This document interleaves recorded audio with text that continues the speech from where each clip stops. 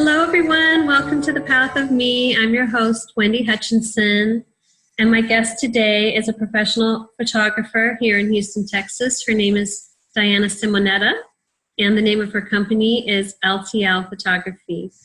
Welcome, Diana. Thank you so much for joining me today. Thank you so much, Wendy. I appreciate it. I absolutely love your show, and I'm really excited to be on it today. Oh, thank you so much.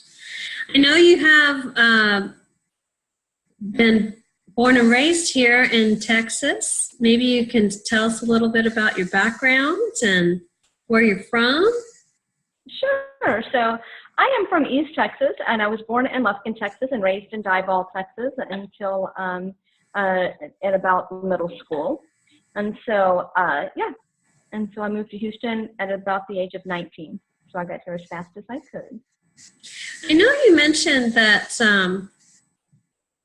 you were introduced to God as your father at some point. Was that during your childhood, or? Yes, it was. And so yes. And so for me, I had lived a life, and I had some turmoil going on. But the coolest thing about it, throughout all of the things in my life that I had been through, is the act and the experience of healing. And most of that happened because at a very young age, whenever I would hear that God is your father, I really believed that God was my father in heaven. Like, I felt so close to, I was very, very spiritual as a young girl.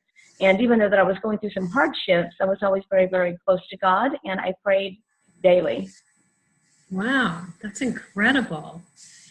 And you also had mentioned that in a prior conversation that you were really young when you realized that some people don't always do the right thing. Tell me a little bit about that. That is true. And so as a young little girl, I would watch everyone around me, and I would just think, if those adults or if these people would just do the right thing in life, then their life would be so simple and so easy.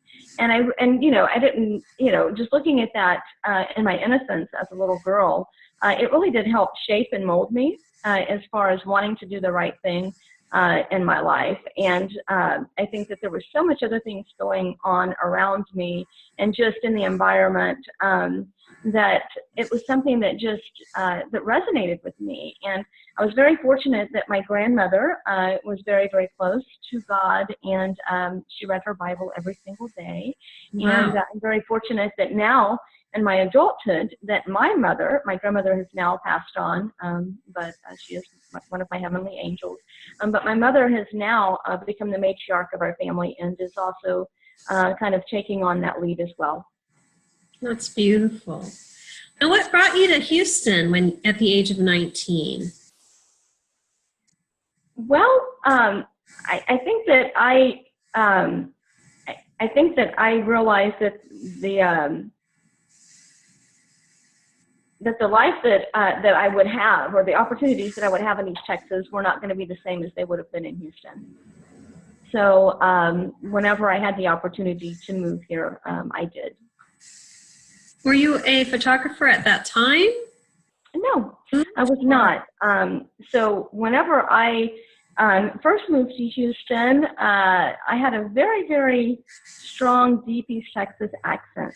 And so I find it very endearing now, and I love it. And whenever I go back to East Texas, or I'm hanging out with some of my high school or childhood friends, I find it just so beautiful. But at the age of 19, I thought that it made me sound very ignorant or not as smart. And so I got this thought in my mind that if I continued to speak with an East Texas draw, that I was not going to get a job. And so so whenever I went to an interview, I joked with my roommates at the time and my boyfriend at the time, and I said, I'm going to go in there and I'm going to talk just as properly as I can. And I did. And I actually got the job as a receptionist at an engineering firm. And I remember whenever the lady, well, her name is Miss Brigala, but whenever she told me that I had gotten that position as a receptionist, I thought, oh no. So I got on the elevator. I thought, oh no, I have to speak this way now forever. And it's very similar to my current dialect and the way that I speak now. So when did you know that photography was kind of the direction you wanted to go? Well, I can tell you, I've always seen the world in images from the time, even as being a tiny, little girl. I have a cassette tape. I don't know if you guys, I'm dating myself now, but it was a cassette tape. And so on this, you can hear me talking to my mom. I listened to this probably about 10 years ago and was floored because you can hear me. It says, I said, this is Diana. So this is Diana. It's 1978, so I was 3. And I said, smile, Mama, and take your picture. And throughout that entire cassette, I was constantly pretending like I was photographing. And I just know I've always seen the world in images. And so in the 8th grade for career day, I went to the Free Press in Diboll, and there was a gentleman there, and I told him that I wanted to become a photographer. And so he said, okay, I can't give you a camera, but I can give you film, and black and white film, and if you take it around school, I will show you how to use the darkroom. And he did. And so that was my first experience with photography, and I loved it. I did not continue until much later. And so I was married with a stepdaughter who was just absolutely gorgeous. She still is. But at that time period, she was a tiny little girl playing FFPS, Fun Fair Soccer.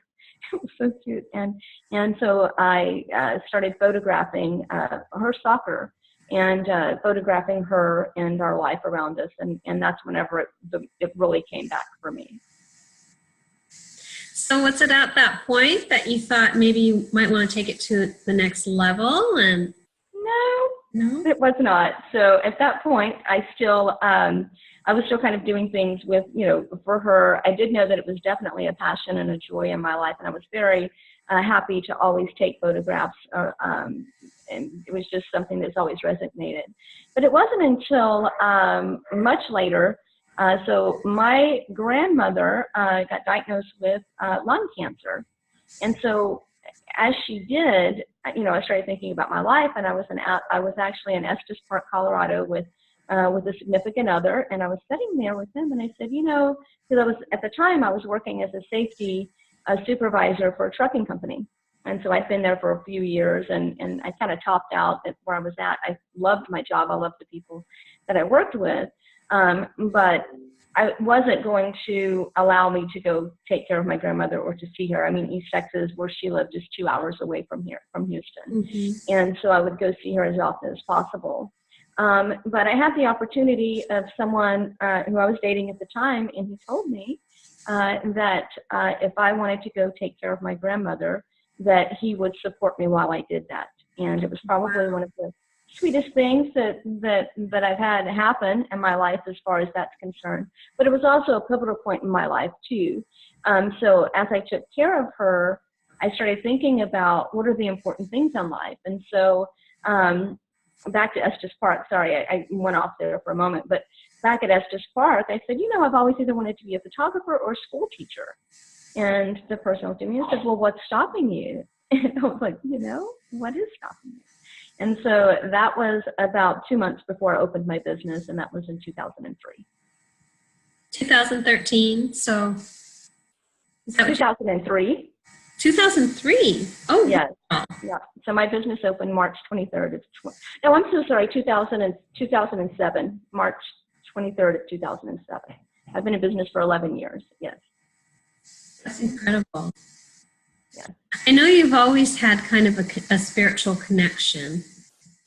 I have. About having a connection with God as a young child.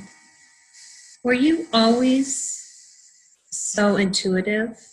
Because you are such an intuitive person now, I'm just curious if that's something that came naturally to you or kind of evolved over the years? Well, I can tell you that it's had ebbs and flows in my life. And so there's been times in my life that I was extremely intuitive, especially whenever I was a young girl. Through my teenage years, I was very, very intuitive, to the point that it almost got a little bit scary for me, because I was like, oh my goodness, what is this? And and sometimes it was a little frightful. But as life, has happened, and I'm a bit older now, and definitely have embraced all of those gifts, as well as I think that everyone has an intuitive nature to us. And so it's just that I'm at a point in my life now to where I just listen. I listen to it. So that makes a huge difference when you listen to those little nudges instead of do the opposite or ignore them, right? Right. Start with going back to your business. Did you start with wedding photography? What was the first Yes, I did.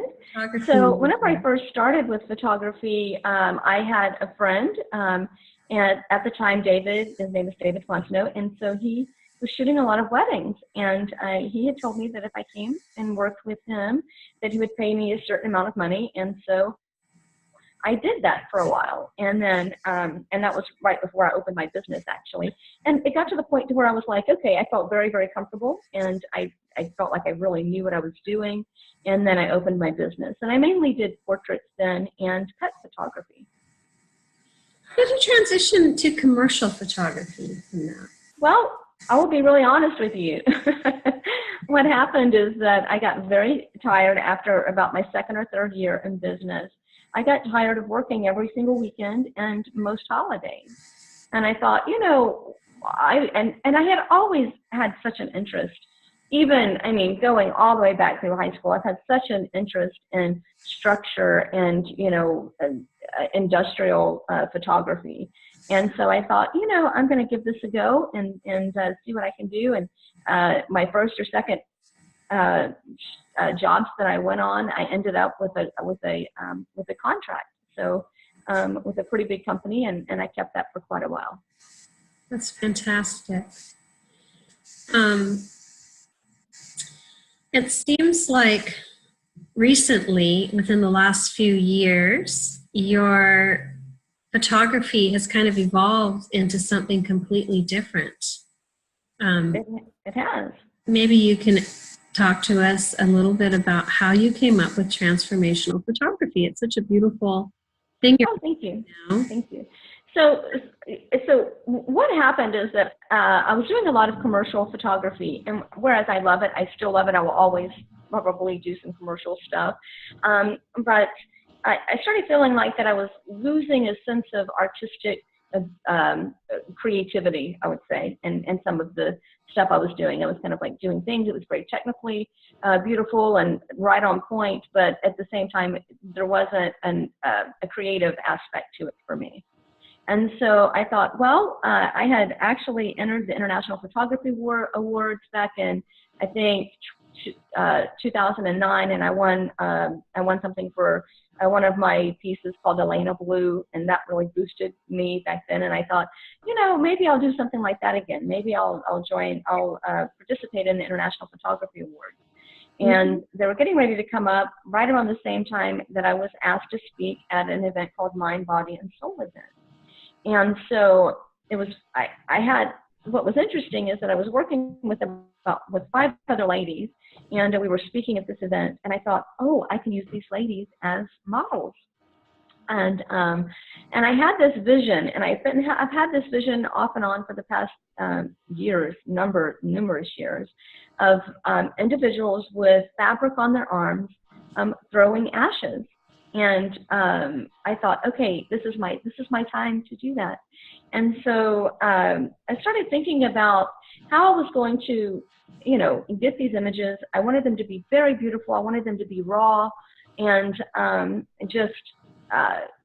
wanted them to match what my vision and this mystical, beautiful image that kept coming to mind.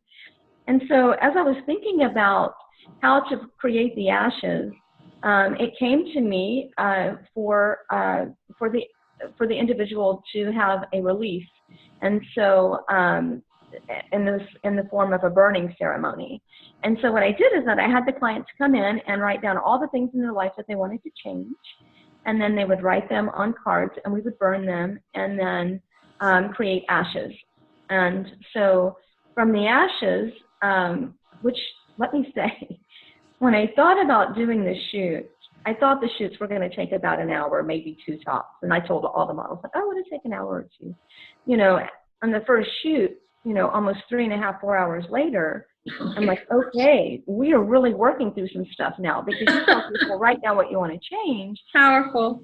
Oh my goodness, I felt so honored, and I still feel so honored and so blessed to do transformational photography, because it is such a release and it's such a clearing. And so as they burn these ashes, it's just very, very powerful and healing. And then what I do is I have the clients wear all white, which represents purity, and I tie silk a fabric on their arms to represent freedom. And so then I have them hold their ashes, and so and then they release them whenever they're thinking about really being released from whatever it was that card held for them. I'll definitely drop some images into the video so people can. Thank you. I appreciate that. Looks. You know, I thought it was going to be a series, to be honest, Wendy. I thought this is going to be a photography series. I might show it around. Maybe we'll see if I win some awards. But after the first shoot, I knew that it was a calling for me. There was just some way that I connected, and now I've done 17 shoots, and I've connected with each individual, and each time that I do it, what's the most amazing thing for me is that how much my life has changed and grown because of doing these photos. The majority of my clients are women. I have photographed a couple of men, but my relationships with women have just grown exponentially. Like, I cannot tell you how amazing it is and healing it has been for me to be part of this transformational photography with others. Well, I can't say enough about your work. I had the honor of having a transformational photography session with Diana, and it was definitely powerful and healing. And I highly recommend it to anybody who's looking to release something and heal an aspect of themselves. Do you know, Wendy, that's how I met you, is through someone. So this is how powerful transformational photography is, just in general, right? So what happened is that I photographed someone who had worked with you with an energy session and worked with you, and she, whenever I did the shoot, she says, "Oh my goodness, you have to meet my friend Wendy. You have to meet this woman, Wendy." And so we did, and so now, you know, that was however long ago, and I was very blessed, but it has brought so many positive changes in my life, and I feel very, very blessed. Well, I have to honor your work. I know you've helped so many people, and there's so many more out there that are going to be coming to you. So if you live in the Houston area, or if you have access to getting out here to have a session with Diana, I highly recommend it. The images are beautiful, which you'll see throughout the video. I will be dropping the images in. But Diana, what's the best way for people to reach you if they want to do it? The best way to reach me would probably be via email, which is diana@houstonphotographer.com. I do have a website. My website is geared towards commercial photography, which is houstonphotographer.com. And I do have a page for transformational photography on there. It doesn't show on my main website, but it is houstonphotographer.com/transform. Perfect. I'll drop all that information down below so people can access that if they want to schedule a shoot with you. I know you do all kinds of photography, so Diana's not limited to just transformational photography. That's true. She's a photographer and can probably accommodate any of your photography needs. But transformational photography is kind of her passion project. It is. It absolutely is. Yes. It's really powerful, I think, to watch people transform and then to capture that on film. Well, you know and what's been the most amazing thing is that, you know, I thought that it was going to be the shoot and it was going to create a fine art image, right? I was like, oh, we're going to take this photograph that's going to create this beautiful thing. But what happens is that, as we all know, a photograph takes you right back to a moment. You can see a photograph of yourself from high school or at a picnic or wherever, and when you see that photograph, it takes you right back to that moment. Mm-hmm. And so what's so awesome about it that I didn't even ever think about, but it is definitely one of the benefits of this modality of healing, is that every time my client sees this fine art, beautiful image of themselves, they know what they let go of. Nobody else knows. I don't tell anyone. They don't tell anyone. It's this Right. gorgeous image, but they know what they let go of. And so when things start sneaking back around, they think, oh, wait, I have some clients who keep a keychain, have some with, maybe their image on their bedside, or I haven't blown up, but it is a reminder that they did let go. And a lot of times I think that we do ceremonies where we let go, or we tell ourselves, we're cut the cord, or we do cut the cord on something. And but sometimes in life it kind of sneaks back around from time to time, and it's good to have a reminder. Absolutely, and the images are beautiful. So I highly recommend a session to anyone in our neck of the woods. Now you're in East Texas. I know that your passion for transformational photography kind of led you on a spiritual path, and it really did change your life. And maybe you can speak to that to some degree. I've certainly seen this beautiful evolution in who you are. Oh, thank you. I'm so glad that you noticed it. I feel it 100%. So, yeah. So during, I was on a cleanse, which is so interesting. I didn't expect anything to happen. I went on a cleanse, a 30-day cleanse, and just was eating right, exercising, no alcohol, not smoking cigarettes for 30 days, and so I was like, okay. And during that time period is when transformational photography happened, and the Mind, Body, and Soul event. And that was just a little over a year ago. And I would not have thought how my life would have changed. And so I now attend Unity Church regularly. And it has just brought so many beautiful, beautiful people into my life. Wendy, you are absolutely one of them. And I just love you so much. You know that. But just brought so many wonderful, beautiful women and people in my life. I feel like I'm exactly where I need to be. And I know that we always are. It's like we know that as intuitive, like you're always in the right place. But I'm very happy that I'm not only in the right place, but I'm in the right place, and I'm healing and growing. You're definitely elevating. Yeah, absolutely. Energetically, spiritually. Oh, absolutely. So, and a lot of that has to do with transformational photography, and other parts of that has to do with a lot of the energy work that I have had done. Mm-hmm. And so, I have had marconics recalibration.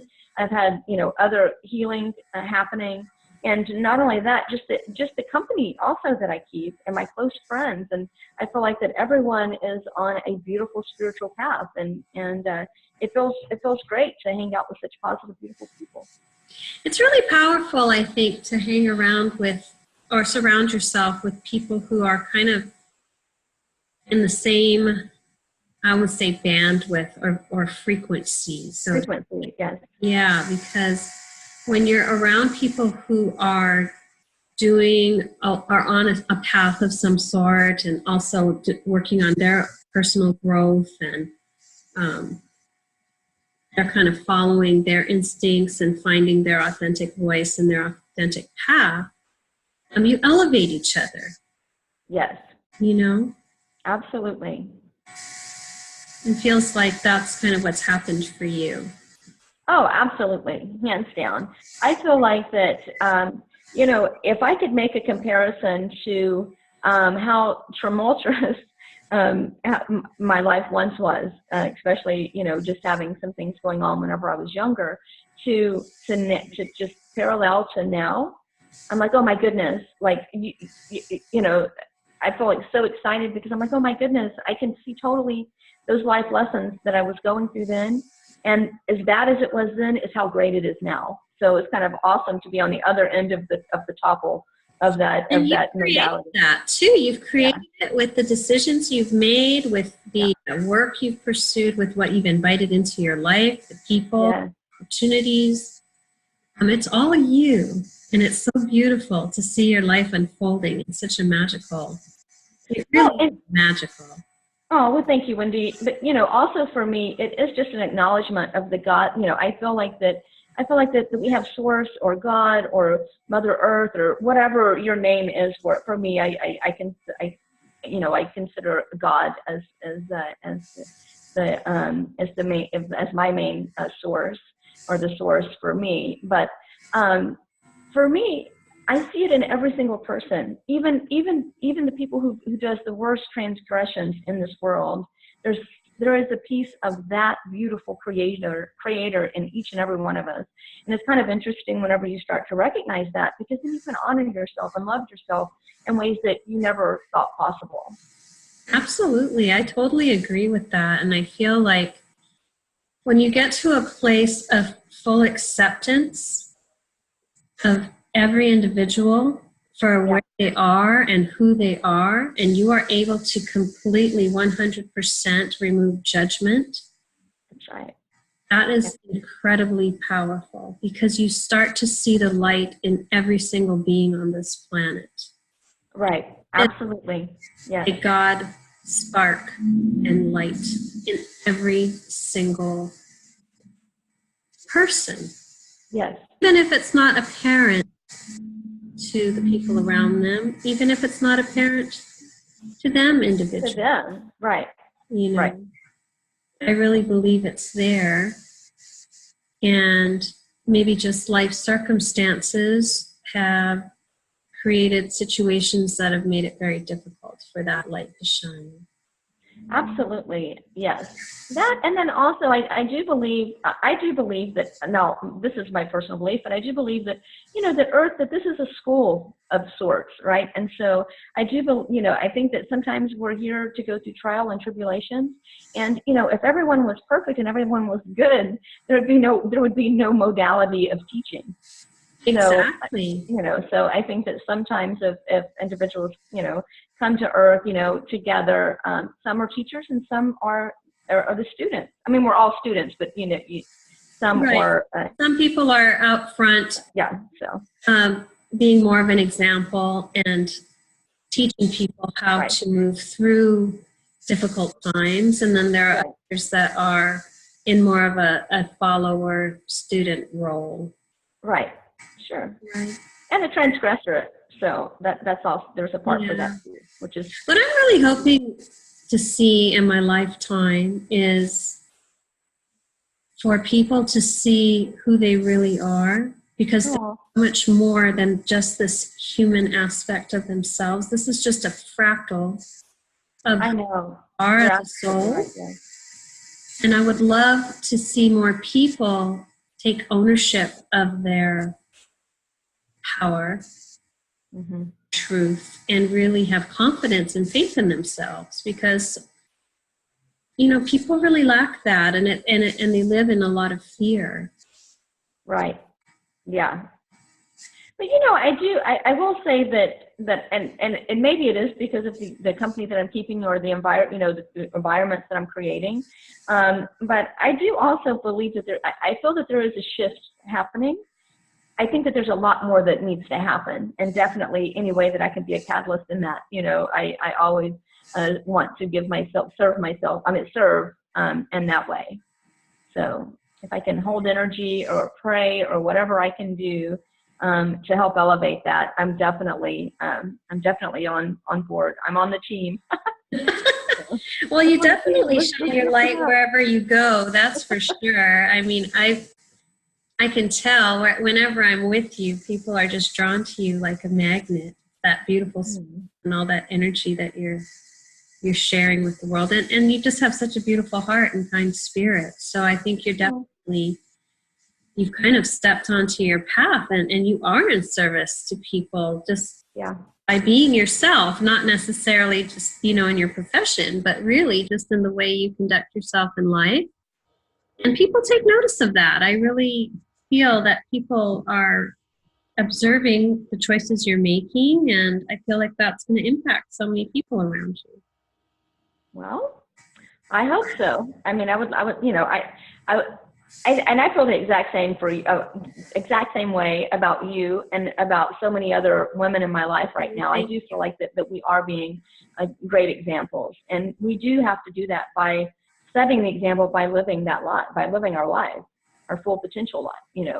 So, so the only thing I can do is just hope to elevate and to move forward. Well, you're definitely doing a great job of that, and I can tell you that it's been a beautiful experience to walk beside you Thank you. last year and a half and see who you're becoming, because it's very powerful. Well, I really appreciate that. I do. Yeah. So, I mean, I can tell you what, if I could be like, wear a little, like a very beautiful, angelic looking cheerleader outfit, I would definitely do that for you too. I'm like, I'm just, so I'm very excited. I'm very excited to see what happens in the next several years, because I feel like that we're all on the cusp of just something. And I feel like with working together and collaborating with other like-minded individuals and individuals that are wanting to elevate and to spread love and acceptance and healing, there's no doubt in my mind that we will be making big waves in our future. Absolutely. I have to totally agree. I'm curious what are some of your tools and spiritual practices that keep you grounded and keep you really in alignment with? Well, so for me, one of the things that I have been doing is, one of the things that I have done in life is I have quit smoking cigarettes. So unfortunately, there was a time period in my life where I smoked cigarettes on occasion if I was drinking or doing something like that. So completely eliminated that. I have meditated. I meditate twice a day, sometimes more depending on what my schedule's like.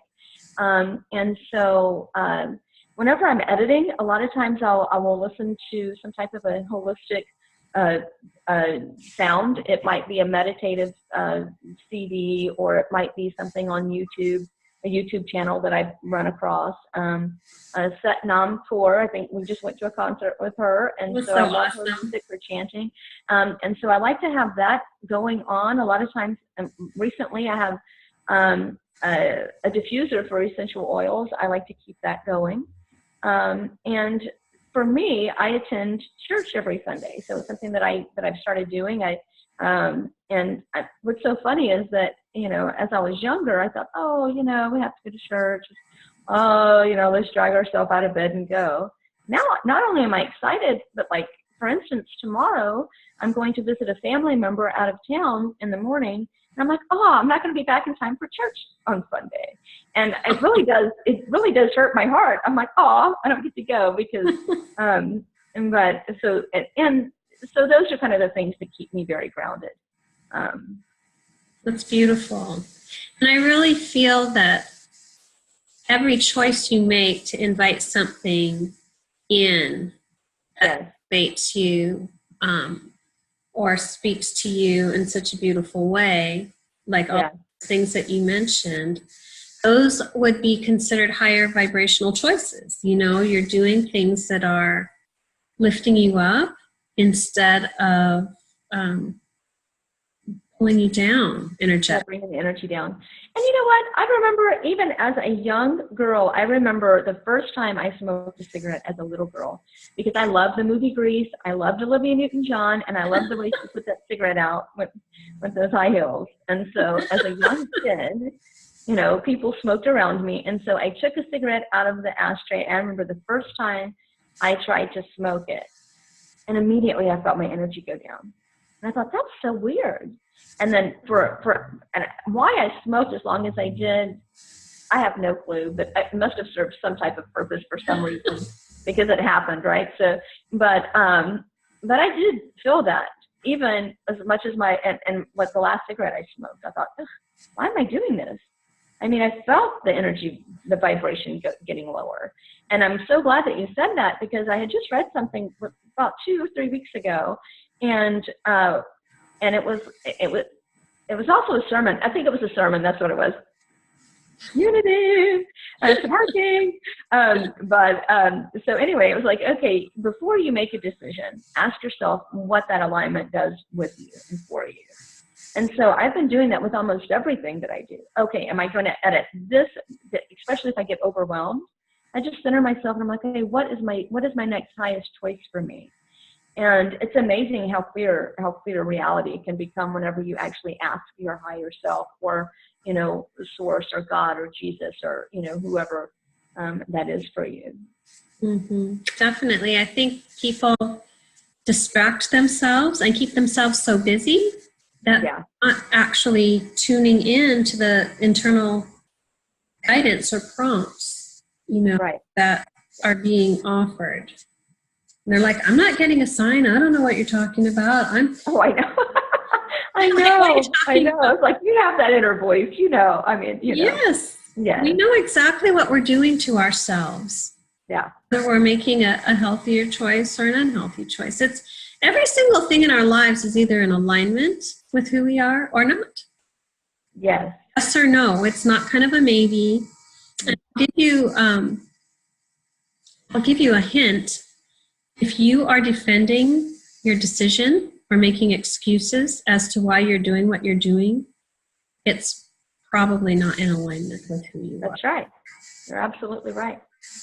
Yeah, because if you are doing something that's aligned and completely right for you, and you feel that in your heart center, you don't need to make an excuse or explain what you're doing. It is exactly what you need to be doing. There's no question about it. Right?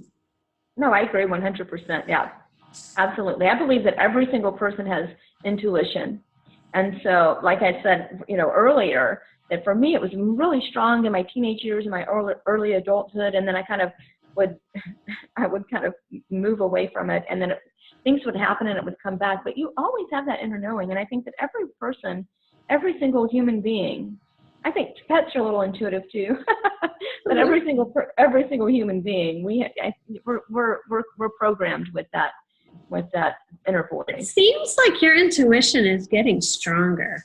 Oh yeah, absolutely. Hanging out with you, it's just like, I think maybe because you're doing so much inner work and meditation, you're so connected that you're. And because I practice it, so what happens, and it brings me right back to transformational photography, as I'm practicing that too. What happens is that I'm guided intuitively on how to get deeper into what's happening as far as letting go of something, to where the client can really get there. And so I think that the more that you use your intuition, the stronger that ability becomes. Definitely. Well, I want to honor you for... What's that muscle? Yeah, right. You're flexing that muscle. Right. For sure. But I want to honor you for, making healthier lifestyle choices. I know you live downtown Houston, so you're surrounded by great restaurants and bars, and, to commit to these cleanses and a healthier lifestyle is really a commitment, because everything is right out your front door. Literally, right? So walking the dogs, I pass by. Absolutely, yes. Yeah, so I just really want to acknowledge all the inner work you've done on yourself. It shows. You're always glowing. Thank you. Really, I have to say, Diana is one of my closest friends here in Houston, Texas. So I just enjoy every time we get together. I do too. A great time. Yeah. So I'm so happy that you're in my life. Me too. It's nice to have a soul sister so close, because I live very close to downtown myself. Yes, you do. We're only a couple miles away. But Diana, what's next for you? What direction do you see yourself moving? You've had this beautiful evolution. Yes. A lot of adversity. So one of the things that I'm really being called to do right now, other than transformational photography, is some philanthropy work. Diana, can you say the word? Philanthropy work. Sorry. Philanthropy. Yeah, I know. I'm like, well, can I say it? I don't know. But I will be working in the future with some of the elderly. And so I do want to volunteer my time. I volunteered at a nursing home in my youth, and it changed my life. And so I do want to give back in that aspect. Tell me in what way that happened. How did that change your life? Well, what happened is that with leaving the past in the past, I got out of a bad situation as a young girl, And whenever I did, I happened to move to Cedar Hill, Texas. And upon doing that, I joined the YWCA. I was in sixth grade, and joined the YWCA, and we sang Christmas carols at a nursing home. And there was probably about 12 girls, but we all did it. And all of the other girls, except for myself and my other friend, Abby, who, oh my goodness, this is a beautiful, beautiful soul, Abby. She was a great friend of mine in school. And so, but with the exception of she and I, everyone was like, oh, this place smells awful. I'll never come back. It's horrible. Let's get out of here as fast as possible. And what I did is I looked at it and I thought, oh my goodness, these individuals have to live here. And they're here and they have no escape. So anyway, long story short, I ended up becoming close friends with the activity director, and she was very cool. She let me call bingo, call numbers, and I went every single day after school. That entire You did? year. You went after school? Oh, I went after school every day. You can ask my friend Abby. If you ever see this, Abby, you have to comment, because Abby didn't go as often as I did, but she was definitely one of my closest friends during that time period. And yeah, I had 3 adopted grandmothers or grandparents, and I went to visit them every day. I would open their mail, read them books, and I honestly believe that service that I did during a very traumatic time period of my life, that it was healing for me, and it was a way for me to give back. And I think that was just something intuitive that I needed to do in order to start. That is so beautiful. How old were you at that time? Let's see. I must have been in between the ages of 11 and 12. 11 and 12. That is so incredible. I never knew that story. Thank you so much for sharing that. Were there any other pivotal things that you feel kind of shaped who you are, or Well, the main thing that shaped me, I would say, is a couple of things. One thing is that my mother had me, whenever she gave birth to me, she only had a couple of months to prepare for pregnancy because she had no idea she was pregnant. She was tiny, and I was born in my seventh month, and I was in an incubator for about 6 weeks or so. I was born 3 pounds and 5 ounces. Oh my gosh. I know, little Diana. And so, but what happened is that as I was growing up, even as a little girl, my mother always told me that I was her angel. And she didn't realize it at the time, but by giving me that status to her really made me want to be an angel and be her angel. And so it kind of molded me. And I think that because she said that to me, that I think that it's something that did allow me to go through the life that I went through and to still come out on the other end. With knowing that. One of the first things I thought about, so Diana's shared a lot of energy sessions with me. I sure have, yes. The very first time I worked in your energy, I felt angelic energy. I just felt you were an angelic. I honestly felt it. And even my husband met you, and he said, she's an angel. And this would never talk about anything like that, but your energy is definitely thank you. Angelic in nature, and it really shows. I really think your mom was not just saying it, but she was onto something, I think. Yeah. Because you sure have touched so many lives in a beautiful way, and continue to do so. So thank you. Thank you. You do. Thank you, you too. So beautiful. I'm looking forward to seeing where your work takes you with the elderly. Because, of course, when we give back, we're the ones who receive so much, right? In return. Right. We receive far more than we're giving, I think. Yes. I think so, too. Yeah, I'm really excited about it. I'm like, okay, I don't want to talk about it too much, but at the same time, I'm like, okay, this is happening. So. Well, I know it's a passion project, and you don't have to reveal the details. I just want It's okay. I don't mind. I mean, I'll be photographing elderly people, and I'm going to love it. There you go. They're going to love it, too. So it's there you go. Well, that's going to be perfect. That's going to be perfect. Do you have any words of wisdom you can share with people who are going through some adversity in their life, or? Well, I think the main thing is to just remember that that that we are all part of God, and we're all part of Source, and to remember that and to honor that part of that part of yourself. And I think that the more that when you're going through a very difficult time, if you start to honor yourself little bits at a time and being easy with yourself and being your own best friend, I think that's a life changer. You know, we have all these beautiful people around us that can teach us and can help us grow. But ultimately, the only power that we have is the power for ourselves and to be there for ourselves. And other people can help lift us. But I just want people to fall in love. I want everyone to fall in love with themselves, to be honest. I agree. That's my words of wisdom. Fall in love with yourself. I agree. Date yourself, love yourself. Yeah. People have been in almost in service too much, where they've denied their own, they haven't filled their own bank with love and nurturing. Right, exactly. And so they've really lost touch of who they are. They don't even know who they are because they are giving so much 24/7, and then that's right. You get depleted, you know. So you do. So yeah, absolutely, yes. So it's really important, I think, to carve even just a few minutes, if that. A few minutes, a hot bath, whatever it is. But you know, or whenever you're looking in the mirror, you just say, okay, I recognize that my God self inside of, you know, within me. And, you know, honoring that, you know, that beautiful spirit that we all have. My hope is that people will start to see the light within themselves, because we're by nature so critical.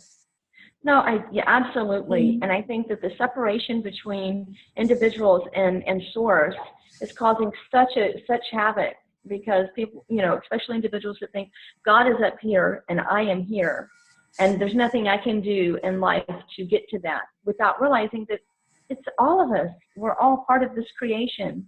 And that's why I say honor and love yourself. It's not because I'm trying to say, okay, I'm going to be a blasphemy to talk about whatever. I'm saying that we're all part of this beautiful love and this beautiful, amazing spirit.